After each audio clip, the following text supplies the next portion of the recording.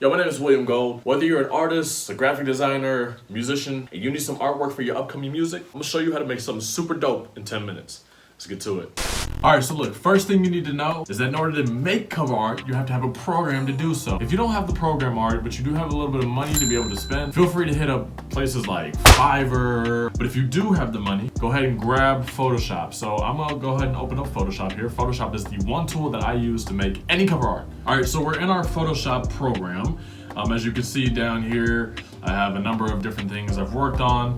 So let's go ahead and jump into a quick tutorial of Arctic's Teenage Pandemic that I created a couple days ago in like 10 minutes. Now, here's one thing to remember. Depending on the streaming platform or the platform that you're trying to upload your image to, you're gonna have various image size requirements. Now, for example, if you're distributing through DistroKid to go to Spotify and Apple Music, you're gonna need at least a 1500 by 1500 size picture in order for it to be uploaded correctly. And if you don't, they give you an error. And these are in pixels. If you're gonna upload to SoundCloud, you'll need at least an 800 by 800 pixel size image to upload to SoundCloud. The image size for Instagram usually I do is 1080 by 1080. All right, so jumping back to our project here, let's go ahead and get started. So I'm gonna go ahead and create a new one to show you guys how I did this entire thing. I'm gonna go ahead and stick with the 1500 by 1500 for DistroKid and for streaming uploads.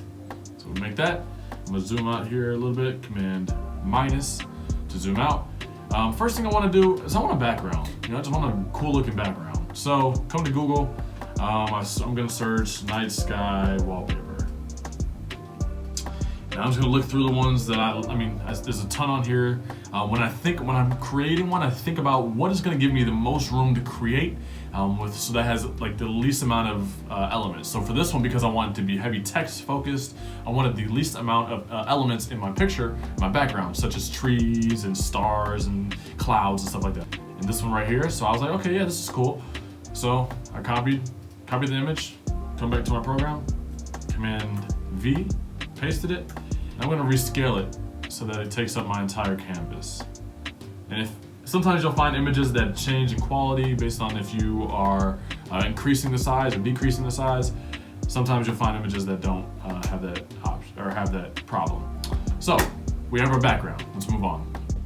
Now the next part of this is selecting the text. So what you can do if you don't have the font that you're looking for, you can go to what I like to use the most is thefont.com. The ones I like to use are the 100% free because then you can use this on any art.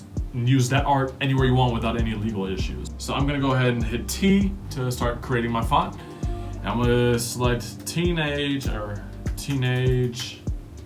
copy, and paste teenage, and name this pandemic.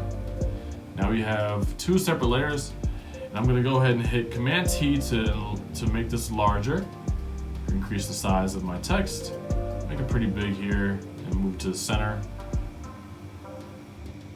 Then I'm gonna take teenage. Let me click auto select so I can select teenage quick without coming over to my layers panel. Hit Command T, increase the size of that. I hit Control, and I can move it freely. It's free move. So I'm gonna move this right above the A and a little bit above the E. It looks good to me. Now if I wanna move these together, I can come over to my layers panel, hit Shift, so click teenage and then hit Shift and then click pandemic. Hit Command G, and that groups them together. So now I have a group layer, and I can move these around together. So I'm going to name this my title. Now, what you'll notice that even if you group them together, you'll still have this ability to move separate layers. So to avoid that, come back up here, hit Auto Select. Make sure you click your group layer, and then you can move everything together.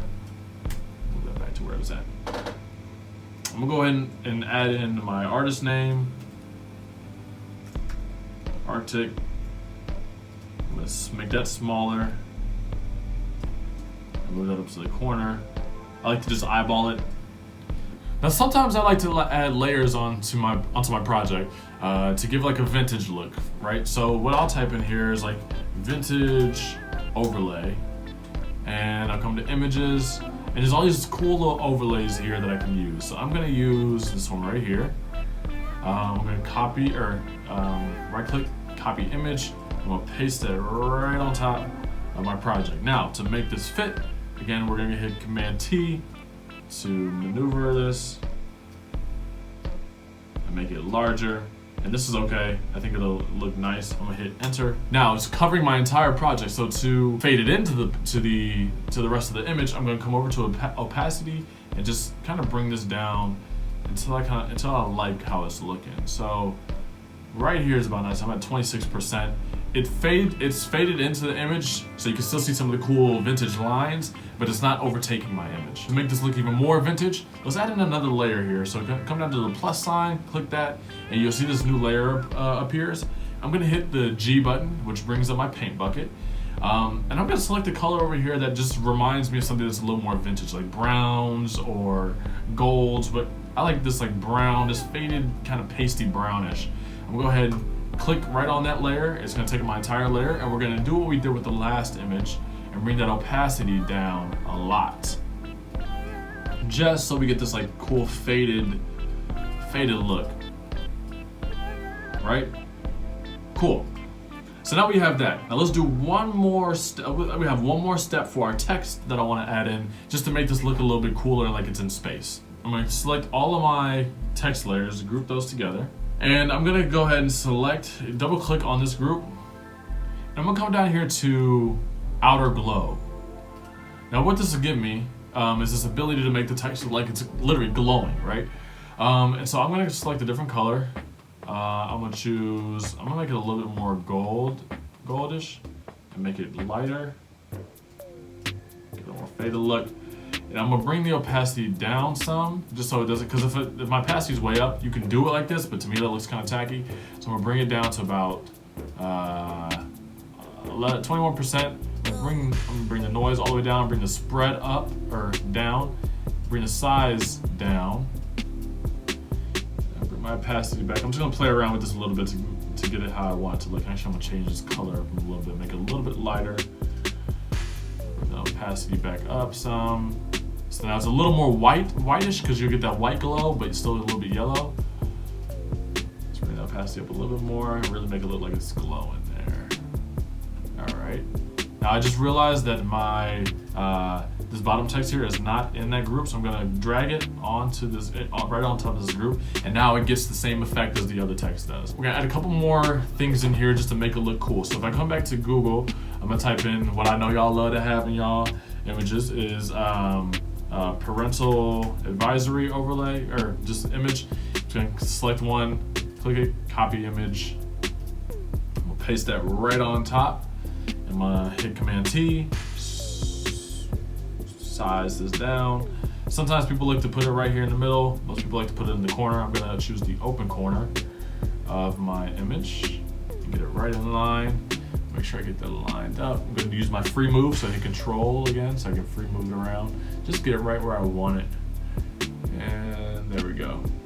So now we have that up there. I'm actually gonna bring the opacity of that down a little bit. I don't want it to really pop out that much. And then last but not least is to save it. So what you'll do is come up to File, Save As. And you can just name it whatever. So I already have it named Teenage Pandemic. Well, I'll name it Teenage Pandemic 2. And right here, you need to make sure that you're saving first your project. So just keep it as Photoshop, save it, so that your project is saved. And then you'll come to File, Save As again, and then save it as a JPEG so that you can upload it to distribution sites and to your website, whatever you want. I'm gonna hit save again. So now I have the JPEG format. I like to keep mine on the largest files to get the maximum quality out of my image. Hit OK, and you're good to go. So that's how you make a quick cover in like 10 minutes. It's your boy William Gold. Check out my YouTube page for more how-tos and more cool content. Follow me on Instagram, all that, subscribe. I'll be talking to y'all soon, man. It's your boy.